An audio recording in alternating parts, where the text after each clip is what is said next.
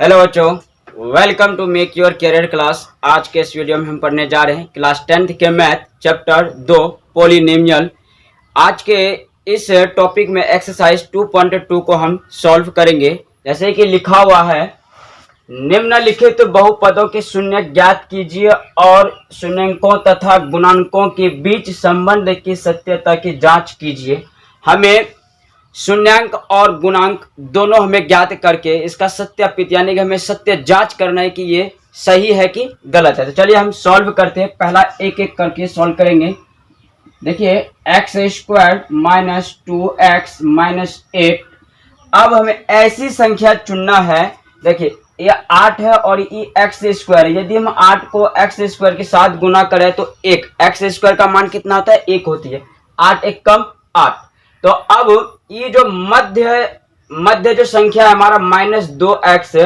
अब हमें इस मध्य 2x को हमें सॉल्व करना है, 8 के बराबर लेके आना है। तो ऐसी संख्या सोचेंगे हम जो गुना करे तो 2 आए, जोड़े या घटाए तो हमारा कितना आना चाहिए? 2 आना चाहिए। तो चलिए इसको देख लेते हैं हम। एक्स स्क्वायर माइनस में अब यहां पे देखना है हमें, तो कितना हो जाएगा? 4 को ले लेते हैं। 4x प्लस में 2x माइनस का 8 बराबर में कितना आ जाएगा? 0। देखिए 4 जो हमने लिए, 4 का 4, 4 दूनी 8, माइनस प्लस माइनस, 4 में से 2 गया तो कितना बचेगा? 2। तो चलिए इसको सॉल्व करते हैं हम। एक्स स्क्वायर, इसमें से हम कॉमन ले लेते हैं। यहाँ पे एक्स स्क्वायर है और यहाँ पे है, तो इसको हम कॉमन ले लें। एक्स माइनस के 4, क्योंकि यहाँ का x आगे निकल गया तो बचा कौन जी? ओनली 4 प्लस के 2 हम आगे ले लेंगे। x 2 चौके कितना होता है? 8 होता है। फिर इसको हम सॉल्व करेंगे। x माइनस में 4 बराबर में 0 और x प्लस के 2 बराबर में हो जाएगा 0। x बराबर में जो माइनस का होगा वो किसका हो जाएगा? प्लस का। और x बराबर में जो प्लस का है वो किस में हो जाएगा? माइनस का। जो प्लस माइनस का था वो प्लस में हो गया, जो प्लस का था वो माइनस में हो गया। अब हमारा जो शून्यांक जो था हमारा कितना आ गया? यानी कि अल्फा हमारा आ गया 4 और बीटा आ गया हमारा -2। अल्फा कितना आ गया? 4, बीटा कितना आ गया? -2 आ गया। अब इसका हमें गुणांक जो हमें ज्ञात कर लेते हैं। जैसे कि a कितना आ जाएगा? 1, b कितना आ जाएगा? -2, c कितना आ जाएगा? -8 आ जाएगा। ठीक है, इसके नीचे आ रहा है, आ रहा है। इसके और नीचे लिखेंगे तो चलेगा। और 2 लाइन। ठीक है, उसके बाद हम यहाँ पे लिखेंगे शून्यक तथा गुणांक के बीच में संबंध की सत्यता।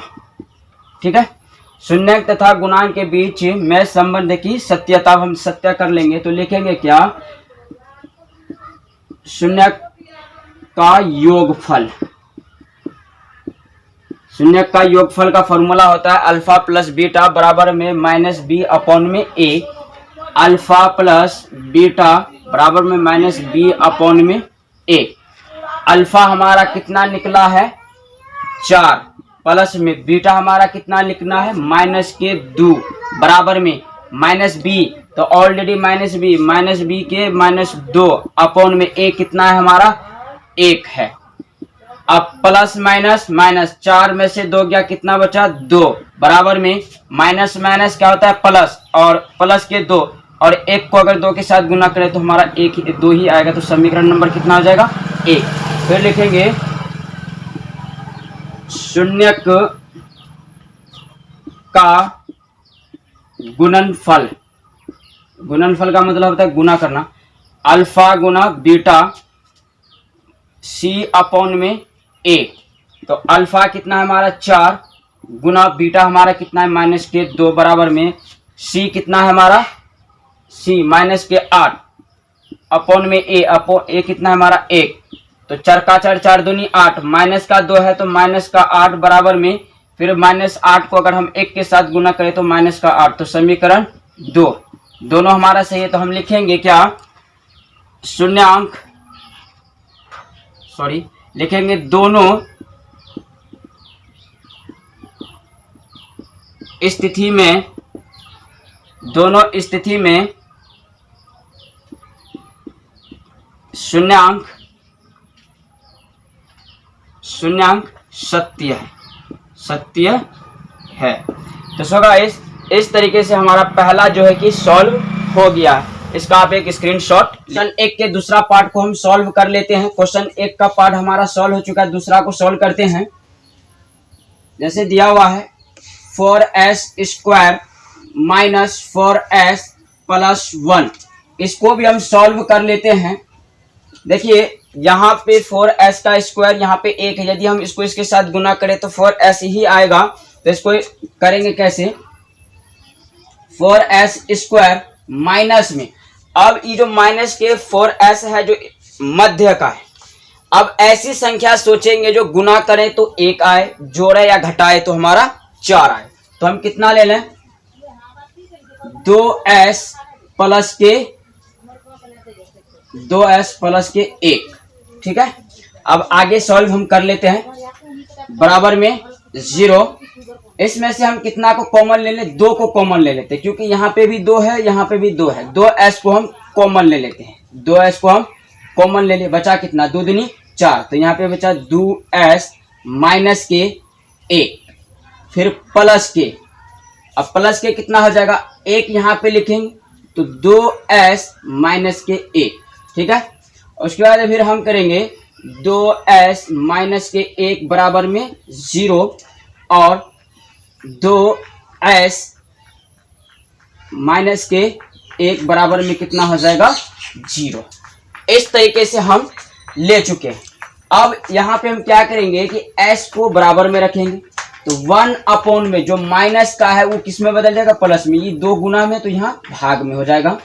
उसके बाद फिर s बराबर में 1 अपॉन में 2, तो हम लिखेंगे अल्फा बराबर में 1 अपॉन में 2, बीटा बराबर में 1 अपॉन में 2। तो अल्फा और बीटा हमारा ज्ञात हो चुका है।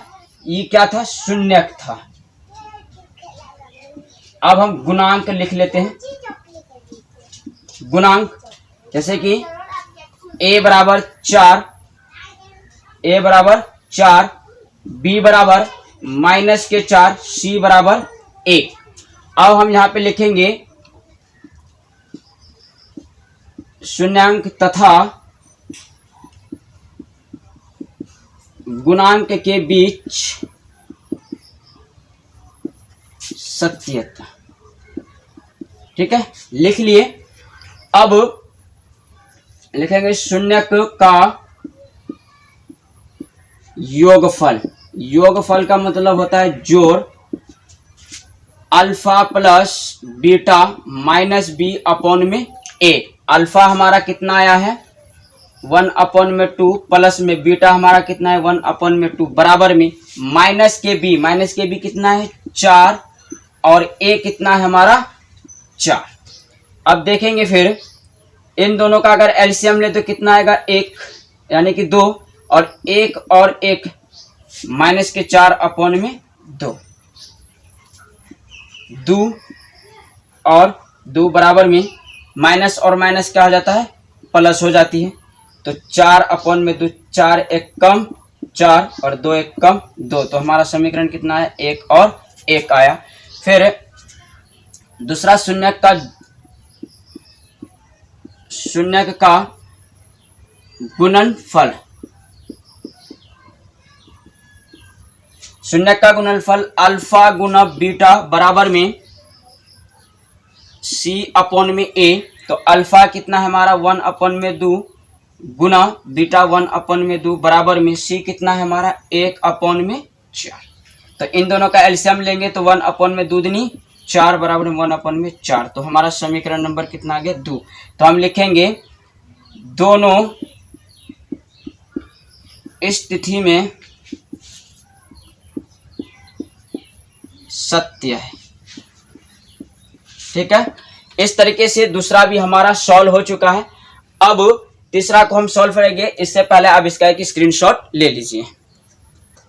पहला हमारा सॉल्व हो गया, दूसरा भी सॉल्व हो गया। अब हम तीसरा को सॉल्व करेंगे। यहाँ पे थोड़ा सा देखिए 6x² माइनस में 3 माइनस में 7x है, तो हम उसका सीधा कर लेते हैं। तो चलिए थर्ड में है, इसको हम सीधा कर लेंगे। 6x² माइनस में 7x माइनस में 3। अब देखिए ये 3 है, ये 6 है, इन दोनों संख्या को देखना होता है तो गुना करेंगे।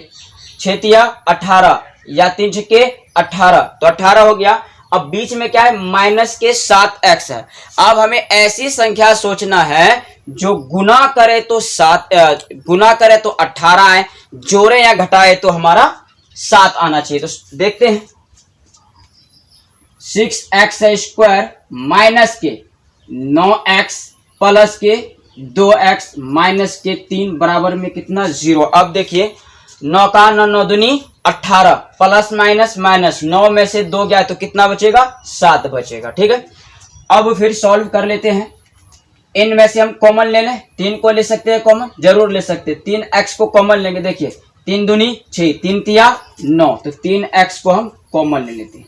तो 3 दूनी x माइनस के 3 और प्लस के फिर कितना बच जाएगा 1 और 2x माइनस के 3 बराबर में कितना हो गया 0। तो हमने कैसे किया, 6x² था, हमने इसमें से 3 को कॉमन ले लिए, 3 को कॉमन ले लिए तो बचा कितना 2, और इस यहाँ पे 9x था तो हम x ऑलरेडी आगे ले चुके थे, 3 तिया 9 प्लस का 1 और 2x माइनस के 3 बराबर में कितना हो गया 0।